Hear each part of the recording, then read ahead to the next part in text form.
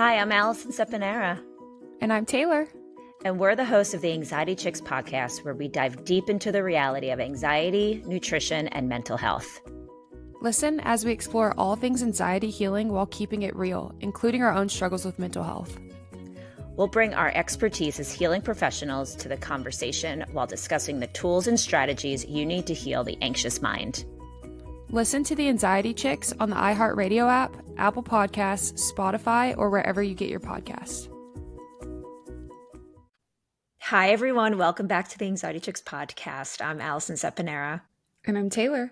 We're so excited to be back here today for our monthly Q&A episode. We've gotten some amazing questions, but we always could use some more questions. So anytime, if you're interested in getting your answers to questions that you have that we haven't already answered, or I don't know, that you're just curious about, make sure that you email us at theanxietychicks@gmail.com with your questions. We have Q&A episodes the first week of the month every month, and we'd love to be able to have the opportunity to answer any of your questions. And I just want to say also, a lot of people have been asking me, well, you give me such good insight about anxiety. Can I ask you about this or this? And sometimes, it's unrelated to anxiety. Some people just want to know something about my life, or they want to know something else about, like, a more personal question about their family, or about some other questions about a relationship or something like that. You can ask anything you want. I just want to put that disclaimer out there. You can ask us anything you want. It doesn't just have to be about, quote unquote, anxiety, right? Of course, that's our specialty. That's what we talk about. But, if there's anything you want to ask either of us, give it to us. Give it to me. I'm good. I think we'll let you know if something that we don't want to tap into, but just feel free to ask us anything. So email us at theanxietychicks@gmail.com. what questions you have, and we'll answer them on the next episode, the next Q&A episode. So let's get started. Yeah, today we have 6 good ones, and I'm going to just read the questions. Allison's going to give a little snippet of how she feels about it, and then I'll give my little insight on it. And because normally we go back and forth, but we're doing it a little different today. Yeah. So first question, how to deal with anxiety about being alone and living alone? Okay, well, let's talk about that, because I have lived alone, y'all, for basically my entire life, give or take a couple roommates. Okay, so I've never lived with a partner, like never lived with a boyfriend or a husband or anything like that. And I know there's a lot of other concerns and problems that go along with relationship, like living with someone you're in a relationship in versus a roommate, because a lot of the roommates that I've had have been, my gosh, like not good. Some have been good, but we're not in a relationship, right? So essentially we had our own spaces and stuff like that. And I am so curious, and maybe you can speak to that, what that's like. But to be living alone, for me, I love it, but I don't know any different. So there are moments I get lonely. Like 100%, there are so many moments I get lonely. But I know that's different than being alone. Right? There's times when I feel lonely, but I know that I'm not necessarily alone. So I make a conscious effort to surround myself with community outside of the place I'm living, because I know when I'm lonely, I want connection. And I think that finding that connection, maybe it's the biggest things that I do that help me find connection is I go to a yoga class because I love the community I'm a part of there. I reach out to a friend that maybe I want to take a walk with, or maybe I just write in my journal or do some type of exercise that helps me. Now, of course, a journal is not with a person, but my journal honestly is a companion for me. It really is. And so I really have started embracing this lifestyle I have of being by myself. I don't necessarily think I know that I'm not alone. I'm just by myself where I live. And there's a lot of pros and cons to both. And so that's why I started saying, I've never lived with a partner, but there's pros and cons to both of it. And so it's not all roses and butterflies on the other side either, right? There's so many people I know that have lived with their partner for years and years, and they say to me, Oh my gosh, what is that like, just to be able to go into your own space and just do whatever you want and be able to, you have your bed to yourself, and you can do all of the stuff that you don't have to worry about other people's stuff and cleaning up, and I'm just like, you know what, that's true too. So I really think, I put a different spin on it, and I think of how grateful I am to have that now. Yeah, I feel like when I read this question, I think of somebody who might be struggling with anxiety, who is alone and living alone. And I truly have such a heart for anybody who is dealing with that because I couldn't imagine. I remember back when my anxiety was really, really bad. This sounds silly, but I was so scared of being alone. I was home for the summer and I was at my parents' house. And my mom was working at the time, and so was my dad, and they were both having to go to a place. And so I remember one time I was so scared being alone that I literally drove to my dad's place of work. He didn't know I drove there, and I just sat in the parking lot because I was so scared. I just like did not want to be alone. And I really, really felt that when my anxiety was really bad. I was so scared of being alone. But now I do enjoy being alone. Like, I need to recharge. I have to be alone at times. And like when my husband will go on a trip or anything, I do enjoy the first night of like, oh, I can starfish on the bed and it's all mine. But then I'll miss him, and my house would definitely be very lonely without him. But I do feel like there is some pros and cons to a partner. Like, yes, you're taking on the responsibility of having to handle exactly who they are and how they live. And I've been with my husband for 11 years now. So we kind of are like siblings in that sense. And I feel like I've trained him pretty well with like, hey, I don't do messes. But back in the day, he was more messy.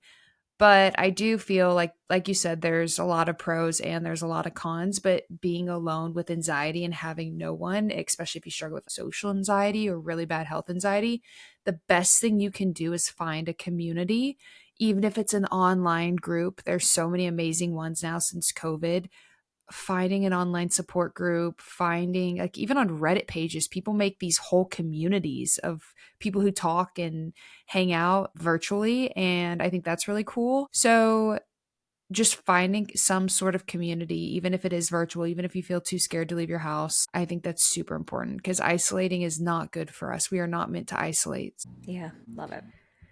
Okay, our next question. Do we think the phone camera app way of taking your pulse is really accurate? Allison, have you seen these things? These like health apps that you can download on your phone. And I know everybody who has health anxiety is listening to this and they have one of these dang apps. It literally, No. like, okay, so your phone, it uses the flash. You hold one finger on your flash and then the other one on your camera, and some of these claim they can take your blood pressure. Like, I'm not kidding. You need to look into this. If you've never heard it, What?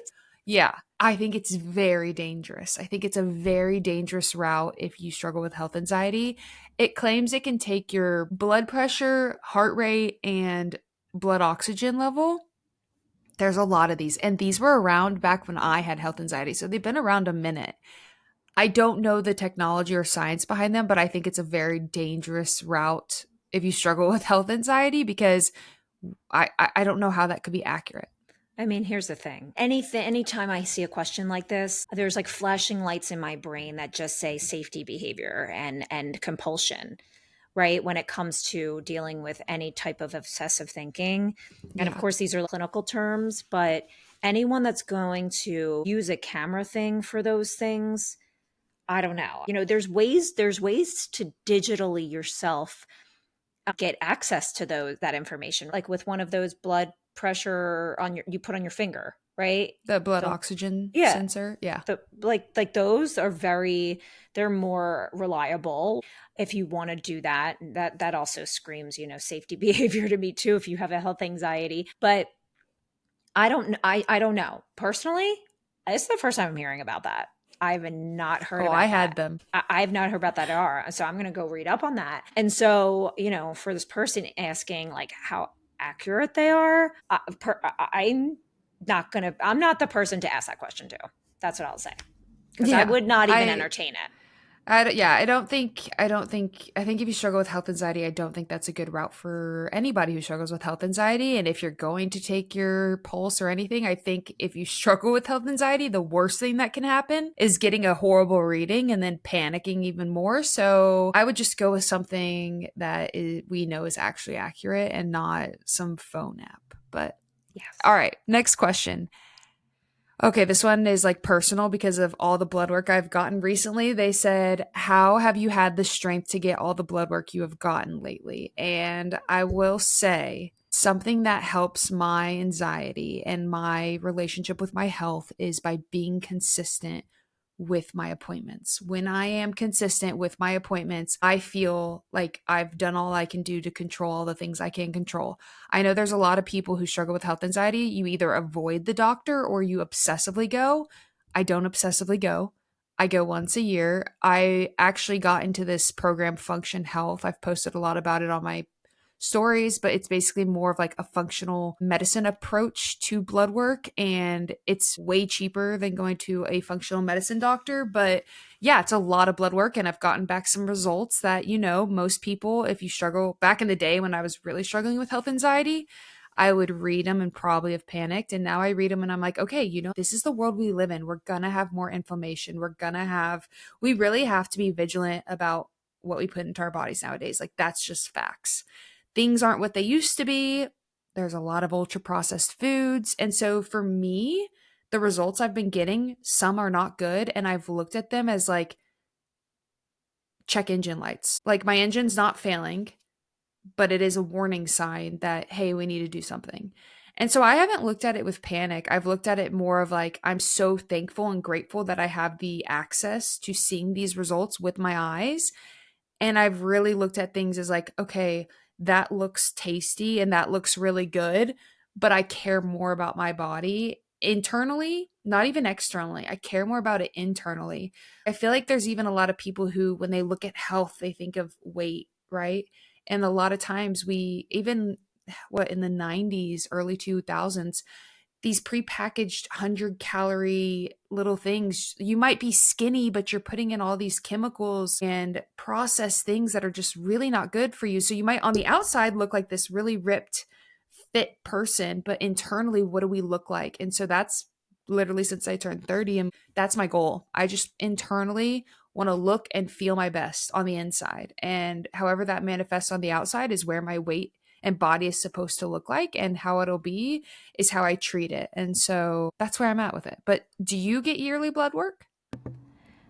So, yes, Okay. yes. It's interesting because it's not something that they will it's not something that not every doctor will say, "Hey, let's do this just as a preventative thing." Really? No. Like when you yearly go, they don't like even do like a normal panel? They did, but not for now they do because I technically my visits are physicals, right? So Hmm. yearly physicals. But before that, all of the different and I had a couple different primary care doctors and no, they did not. That's crazy to me. Because, like, we need a benchmark. Like, They I'm did telling not. you, I have results that when I compare them to, it's a concerning result because you look at 5 years ago and you see something has gone up, especially with my thyroid, because I do have those autoimmune markers. I really need to see that stuff. It's attacking the thyroid a little more because the Yeah. TSH is going up. Like, that's Right. knowledge. Well, you have to remember though, you know a lot more than other people that might be watching Yeah. or listening to this because of what you do. So, a lot of people don't even look at that and have no idea what they're looking at. So, like for anyone who, they might be listening for the first time and being like, "Oh, I should get my blood work done," because that's literally what happened to me. My primary doctor, I went to a couple so I could see which one I liked for as long as I can remember, no doctor was like, "Oh, we should get your updated blood work. We should get your blah blah blah." And then I started hearing from other people that their doctor was doing it, and they, were again talking about aging. And if you haven't listened to that episode yet about the anxiety of aging, go and listen to that because this is part of it too. As you get older, a lot of my friends and stuff in our 40s talking about cholesterol, right? We're talking about hormone level changes. We're talking about, needing to get our first colonoscopies and all this stuff. And people started talking about blood work. And I thought to myself, wait, like haven't gotten that done, maybe in 10 years. I don't Oh, know. wow. Your doctor's asking you, telling you to do, yeah, why? Yeah. They're like, yes, yes, Allie, what are you talking about? So I knew that I wanted to look for a doctor, and I found a doctor through someone who I knew. So now the doctor I have is on top of it. And she, I go to her yearly physical stuff. And so I did blood work last year for the first time, and all my levels looked pretty good. But I'm going to get them redone because in a couple weeks, because that's just what you should do. So you need to just really advocate for yourself. Yeah. That's what it is. And honestly, when you get your blood work back, you need to tell your doctor that they need to explain it to you like you're a second grader. Okay. Not that you're Taylor, because Taylor, you know more than other people. So, like, you need to say to your doctor, tell me what these levels mean. Tell me what this number means. And I want you to explain it to me like I have no idea what I am looking at. Yeah. And honestly, that's the biggest thing. That's just mind blowing to me that there were primary care doctors that didn't even want to take a normal panel on you. And even with some of the symptoms I know you've had for a long time, like that's just crazy to me. It And did they wasn't want to give you a prescription? it wasn't that they didn't want to, is that it was an afterthought. They didn't. That's another thing. You all have to remember that it's up to you to make your yearly physical. No doctor's going to reach out and Yeah. call you and say, hey, it's time for your yearly physical. I mean, they might have done that 50 years ago. They don't do that now. So you have to be the one to say, hey, I need my yearly physical, and I need this and this and this. Yeah. So you don't know what you don't know. So they never Yeah. said anything to me about blood work. I mean, I was going to my physicals maybe hopefully once a year. I don't remember when I was in my 30s, but it's all about that. Like, Yeah. staying on top of it. Yeah. So if you're due for a physical, go and ask for a full panel. And if they tell you no, say the anxiety chicks want to fight. I'm just kidding. Yeah. Uh, Yes. the anxiety chicks are looking for a boxing match. No, I'm just kidding.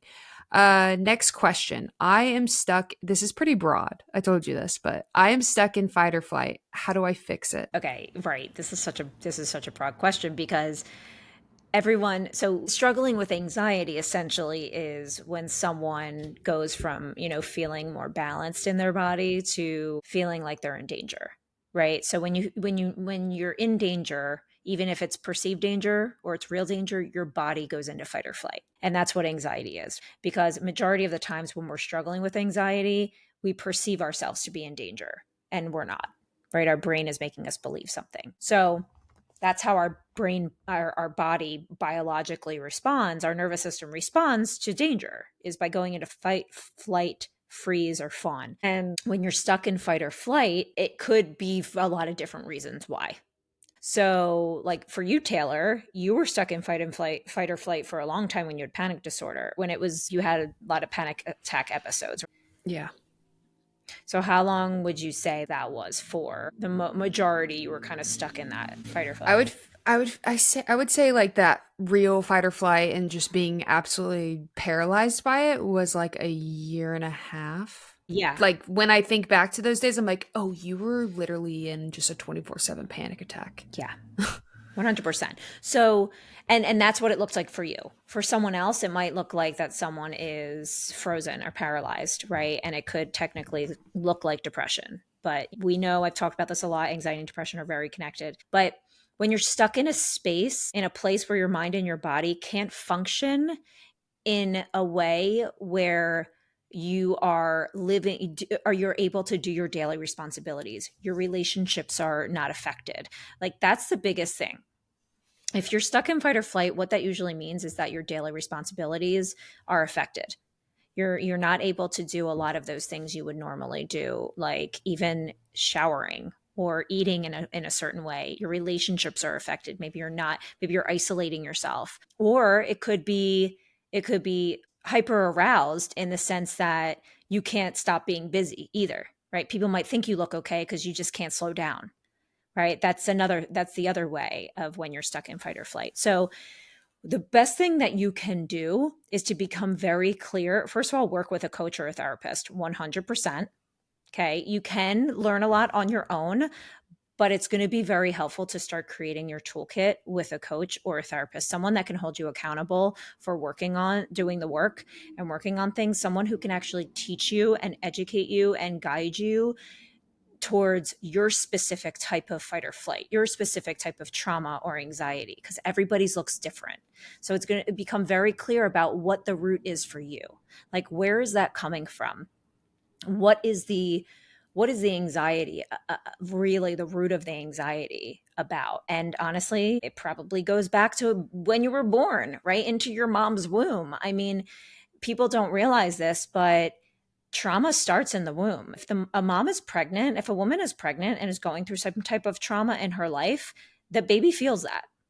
So go back to that place. Try and learn more about yourself, learn more about your triggers, learn more about the thoughts that you have and what really makes them loud and intrusive and what keeps you stuck. And then start really slow. Get someone to help guide you through it, and start with a slow change, small changes every day. It could be waking up and drinking a glass of water every day, right? Instead of choosing the donut for breakfast, maybe you have an apple or something. And I'm not even talking about diet, I'm just talking about mental, so the things that are going to be good for you mentally. We know the gut and brain are connected to. So you choose a different way to eat, a different lifestyle to eat that's going to help you. Moving your body, something small to move your body. Maybe you want to start with a 5-minute walk outside and then you go the next week to a 10-minute walk. Maybe you do some stretching or some really calming yoga in your house if you can't go outside yet. Support systems. Who's your support system? Just reach out to one person you feel safe with, one person, and say, hey, can we talk for a little bit? So small changes, small changes that you feel capable of. That's going to be where I would start. Absolutely. I couldn't agree more with the small changes and really giving things time, not throwing the whole kitchen sink at yourself and then being like, nothing's working. Cause I've definitely done that before. And I mean, even the same as with blood work, back to that question, you can't just make all these immediate changes and expect everything to get fixed. You really just have to find the root of everything. Like in life, it's finding what is the root of everything. So finding things that work for you. You are an individual person. What works for you might not work for Sue. I say that a lot now. Just because this helped someone doesn't mean it's going to help someone else. Your route to healing might look different, but you have to give yourself a chance. So try those little things, take it slow, don't give up on yourself, have patience with yourself, have grace with yourself, and it gets better, I promise. Okay, 2 more questions. Fear of going to doctor and having blood pressure taken. I have a fear of it being high. So if you're going in immediately with the fear of it being high, I can 100% guarantee you white coat syndrome is real and it will be high. And so you have to tell yourself that. I think one of the best things doctors tell people is, okay, we see your blood pressure is high. We know you're an anxious person. What we want you to do is go home, take your blood pressure when you're feeling calm, when you're in a relaxed state, when you're not around a medical professional who's going to yell at you, and take a log and try and do it kind of at the exact same time every day for like a week or two. That's what they recommend. And that's a more accurate approach of what your blood pressure actually is. Because if you are an anxious person and doctors make you anxious, it's going to be high. Anything that we do that makes us anxious, nervous, even very excited can raise our blood pressure. Doesn't mean that you're dealing with high blood pressure. 100%. You know, it's so funny. I'm the complete opposite. I have such low blood pressure. And I just learned that my grandmother had really low blood pressure. And I think like part of that's genetic when It it comes to is. your blood pressure. And I said to my mom, oh my gosh, I wish I knew that because I've always been so scared that I had such low blood pressure. Cause like you don't want it too low and you don't want it Yeah. too high. But being low is okay. But I guess the low I'm at is fine. It's not like too Well, low. I'm sure for you, like if you don't eat, like say you went all day and around Yeah. 7 p.m., you're going to get more of a, yours is going to dip down low faster. And that low for you is going to be super low to where you almost feel lightheaded. That's the thing that, because I have low blood pressure too, and I actually have to have more sodium in my diet because it is so low. Interesting. Yeah. Yeah, no, no one's really said they're concerned or anything, but every time I No. hear it, I'm like, oh no, yeah, whatever. They're like 60 over 10.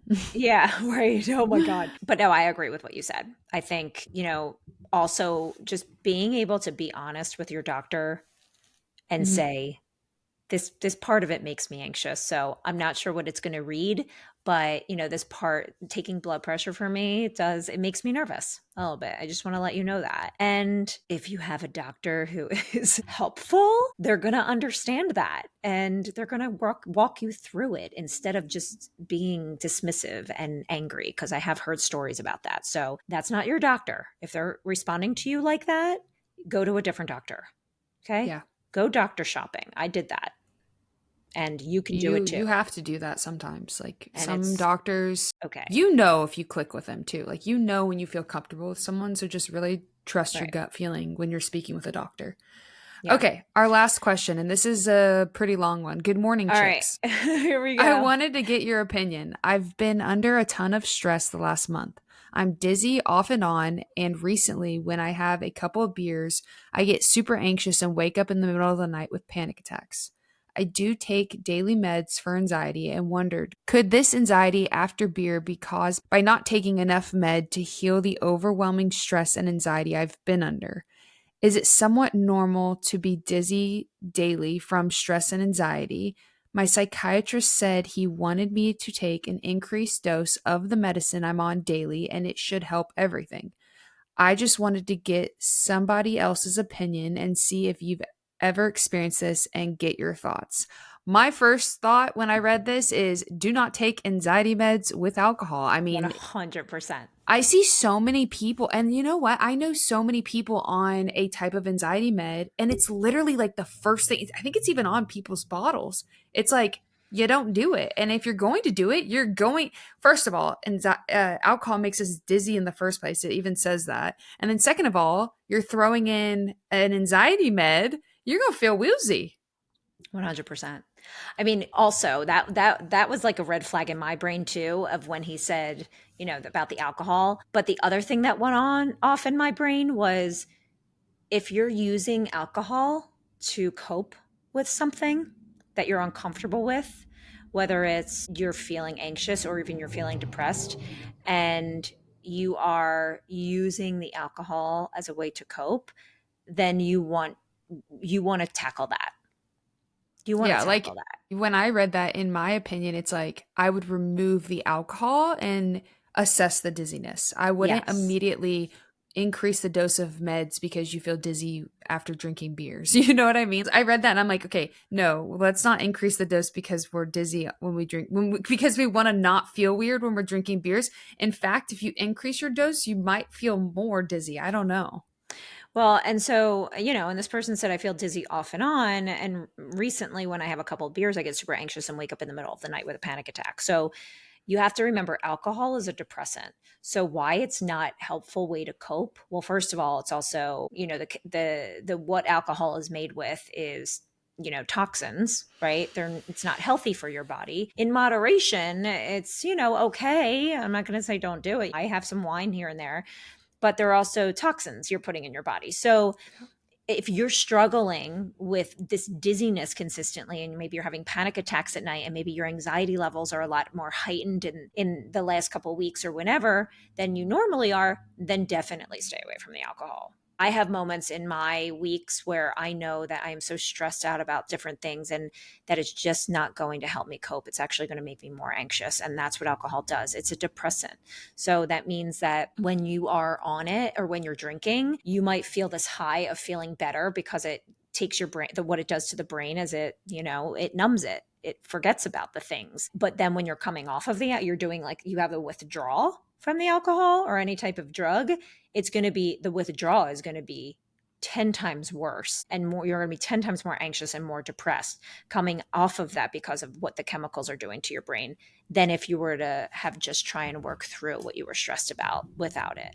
So get very clear, reduce that, I would say, omit the alcohol, and then get very clear on what it is that's going on that within your stress. Kind of like we said before, what's the root of things? Are you scared about being dizzy? You said you've been on a lot of stress in the last month. Has it been because of what? Work, family, relationships? What types of things have been causing you stress? And then What are the coping skills you have now? Do you have any? Do you have a healing toolkit? Do you have ways to calm your nervous system, to regulate yourself? If you don't, DM me. Check out my page. Check out Taylor's page. I already want to congratulate you for listening to our podcast. So you're trying to do some self-help, at least, if you're asking us this question. So good for you. And just keep at it. And try to practice makes progress. Okay. So if you've practiced a couple different tools, like a certain breathwork thing, or maybe you tried a yoga class, or you tried certain things, it's going to be trial and error. Do not give up.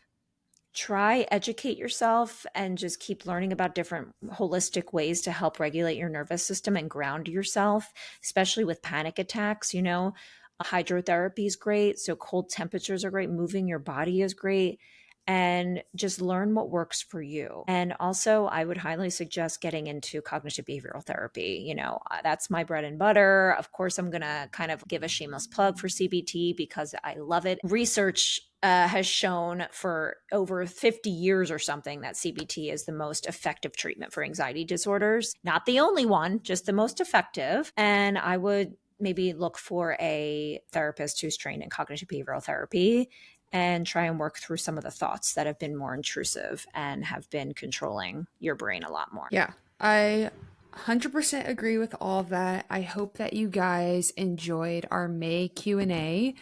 We love doing these Q&As. We love hearing what you guys are curious about, and send us as many questions as you have. Seriously, we can use more questions. So send them to not Peak of Panic. theanxietychicks@gmail.com. I almost gave my email. That would get congested. Yes. All right. theanxietychicks@gmail.com. Yes. And rate and review and subscribe, you guys. Please, share the episodes with anyone that you know that it could help. Ask your questions and just stay tuned for all of the fun stuff we have to come. All right. Love you. Bye. Thanks so much for hanging out with us today. We hope this episode reminded you that you're not alone and healing is always possible. If something we shared helped you, the best way to support the show is to leave a review or share this episode with a friend who needs it. And make sure you're following us on Instagram @theanxietychicks for more support between episodes. We're just two chicks on our own healing journeys, cheering you on every step of the way. Until next time, take a deep breath. You've got this.